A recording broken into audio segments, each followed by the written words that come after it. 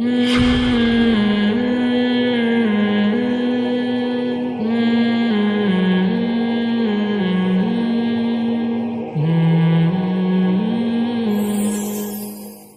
علیہ السلام جب تشریف لائے تو اس سے قبل کائنات میں ہر سمت اندھیرا ہی اندھیرا تھا، ظلمت ہی ظلمت تھی اور کفر ہی کفر پھیلا ہوا تھا، لیکن میرے حضور کے چہرے کے انوار سے اتنی روشنی نکلی کہ ہر سمت اجالے ہی اجالے ہو گئے۔ شیخ سعدی کی ربائی ہے نا، بالغ العلا بکمالہ ہی، تو اس میں دوسرا مصرع ہے کشفت دجا بجمالہ، تو اس کا مطلب یہ ہے کہ حضور کے چہرے کی چمک سے ساری ظلمتیں مٹ گئی۔ آفتاب زندگی کی ایک شعاع اولی، نور سے تیرے فلک روشن درخشاں ہے زمین، تیری ہستی روشنی کا ایک حسین مینار ہے، ہر کرن جس کی نشان منزل دنیا و دین، تیری نظروں نے تراشے ظلمتوں سے آفتاب، پاؤں تیرے چوم کر ذرے بنے ماہ مبین، اے غریبوں کے سہارے اے یتیموں کی مراد، محسن انسانیت تجھ سا کوئی نہیں۔ تو گویا حضور علیہ السلام کا جمال، حضور کا حسن کائنات کو روشنیاں دیتا ہے، اجالے بانٹتا ہے، نور بکھیرتا ہے، کائنات کے سارے اندھیرے ان کے جمال کی چمک سے ختم ہو گئے اور ہر سمت اجالا ہی اجالا ہو گیا۔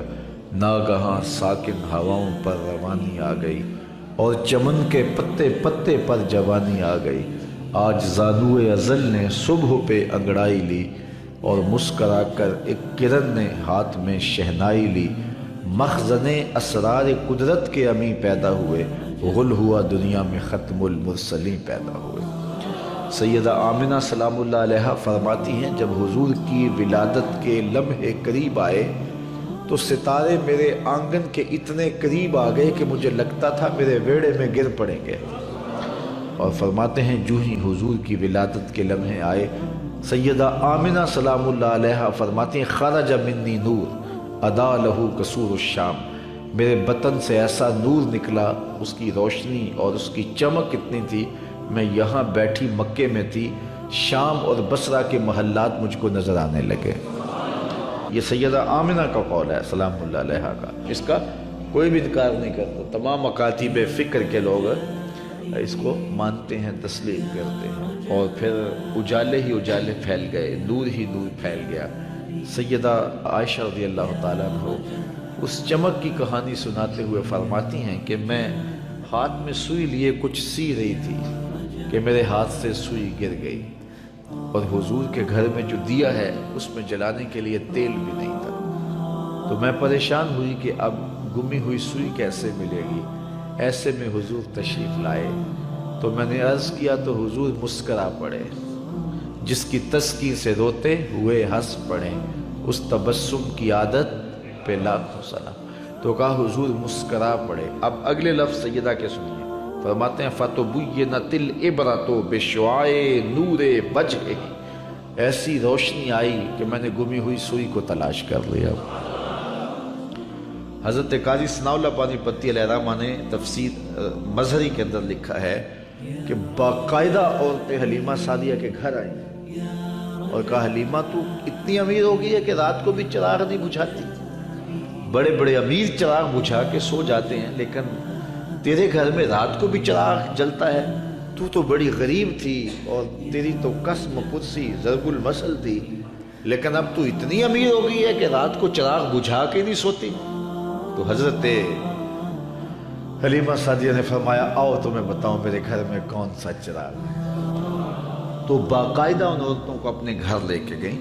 حضور علیہ السلام پالنے میں تھے، پنگھوڑے میں تھے، تو حضور کی طرف اشارہ کر کے حضرت حلیمہ سعدیہ نے کہا ما کننا نحتاج الی السراج من یوم اخذنا، جب سے یہ پیارا ہمارے گھر میں آیا ہم نے تو سارے دیے توڑ دیے ہیں، دیے کی ضرورت نہ مشعل کی حاجت، عجب روشنی تو نے پائی حلیمہ، بڑی تو نے توقیر پائی حلیمہ، بنی تو محمد کی دائی حلیمہ۔ کہتے ہیں حضرت حلیمہ سعدیہ کو دوسرے کمرے میں روشنی کی ضرورت ہوتی، حضور کو اٹھا کے وہاں لے جاتی، اور پھر انہیں جب بھوک تنگ کرتی حضور کے چہرے کو دیکھ لیتی، بھوک بھی مٹ جاتی، پیاس بھی مٹ جاتی، اندھیروں میں چراغاں بھی ہوتا، وہ سارا دن تو صحراؤں میں گھوم لیتی تھی، اسے جب بھوک لگتی تھی لبوں کو چوم لیتی تھی۔ اسلام امن کا داعی ہے اور امن کے فروغ کے لیے کوشاں ہے۔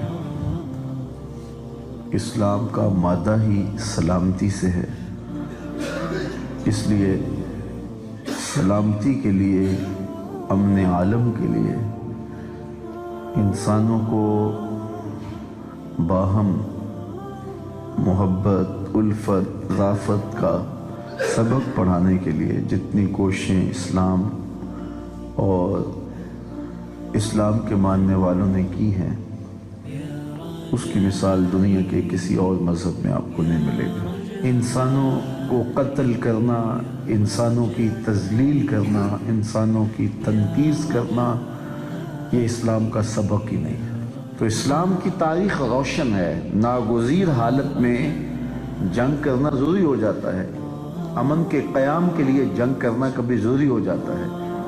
تو جب اس حالت میں جنگ کا ہونا ناگزیر تھا تو اس میں زیادہ سے زیادہ نقصان سے بچنے کی کوشش کی گئی، اور اس میں بھی قوانین مرتب کیے گئے۔ بچوں کو قتل نہیں کرنا، بوڑھوں کو قتل نہیں کرنا، خواتین کو قتل نہیں کرنا، جو اپاہج جو بیمار ہوں ان کو قتل نہیں کرنا، حتیٰ کہ قیدیوں کو قتل نہیں کرنا۔ اور یہاں تک ارشاد فرمایا گیا کہ ان کے جو راہب ہیں، اللہ اکبر، ان کے جو پادری ہیں، ان کے جو بڑے ہیں، ان کو بھی قتل نہیں کرنا۔ اور یہاں تک کہا گیا کہ ان کی فصلوں کو بھی نہیں اجاڑنا، درختوں کو بھی نہیں توڑنا۔ کوئی لائے تو صحیح ایسا پرامن دین۔ یہ اسلام کا دیا ہوا دین ہے، اسلام کا دیا ہوا نصاب۔ انسانوں کو کاٹنے کے لیے حضور نہیں آئے تھے، انسانوں کو جوڑنے کے لیے حضور آئے۔ لیکن آج جو دور موجود ہے، آج عملاً مسلمانوں کے رویے نے یہ ثابت کر دیا کہ ہم خون خوار درندے ہیں۔ عراق کی جنگ کے بعد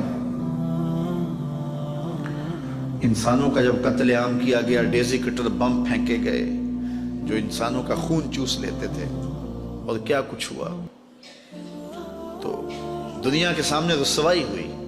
تو ان عالمی طاقتوں نے چاہا کہ ہم کیوں انہیں ماریں اور یہ الزام اپنے سر کیوں لیں، ہم ان کو آپس میں تقسیم کر دیتے ہیں اور یہ آپس میں ایک دوسرے کو کاٹیں گے، کٹیں گے بھی خود، مریں گے بھی خود، رسوا بھی خود ہوں گے۔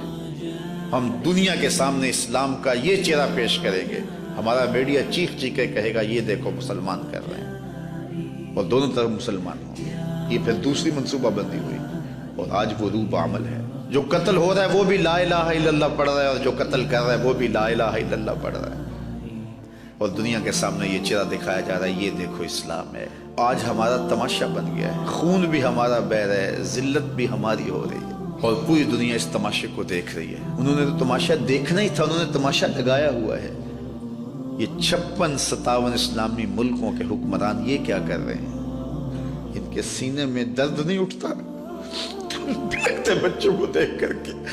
ان کو نیند کیسے آ جاتی ہے؟ کیا قیامت کے دن رسول اللہ کے سامنے انہیں پیش نہیں ہونا؟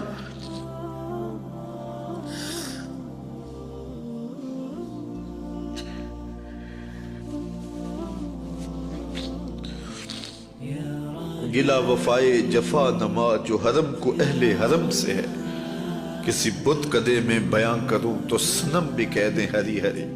ایک کافر عورت کے سر پہ چادر نہیں تھی تو حضور بے چین ہو گئے اور اپنی چادر اتار کے اس کے سر پہ پھینک دی۔ آج گنبد خضرا میں حضور کتنے بے چین ہوں گے کہ اپنی امت کی بیٹیوں کے سروں پہ چادریں نہیں ہیں، کہ پاؤں تلے سے زمین کھینچ لی گئی اور سروں سے چادریں اتار دی۔ اس وقت 97 لاکھ لوگ، یہ اقوام متحدہ کی رپورٹ ہے، 97 لاکھ لوگ اس اذیت میں پھنسے ہوئے، اور اگر بر وقت ان کی مدد نہ کی گئی تو بہت بڑے نقصان کا اندیشہ ہے۔ لاکھوں لوگ تو کاٹ دیے گئے، کتنے لوگ بے گھر ہو گئے۔ اب یہ اسدی فوج ان پر حملہ کر رہی ہے۔ پہلے جو داعش نے کرتوتیں کی اس دوسرے گروپ نے بدقسمتی سے ایک اسلامی ملک ان کی سرپرستی کر رہا ہے اور ایک اسلامی ملک دوسروں کی سرپرستی کرتا ہے. تو آج پوری دنیا کے اوپر رسوائیوں کی دردناک داستان ہے. ہم تماشا بنے ہوئے, پوری زمین جنازہ بنی ہوئی. حلب میں لوگ گھروں میں دفن کر رہے ہیں اپنے بچوں کو. مجھے فلوجہ کی وہ رات بھی کبھی نہیں بھولی جب قبرستانوں میں جگہ کم پڑ گئی تھی, لوگوں نے گھروں میں صحن کے اندر قبریں کھود کے اپنے پیاروں کو دفن کیا.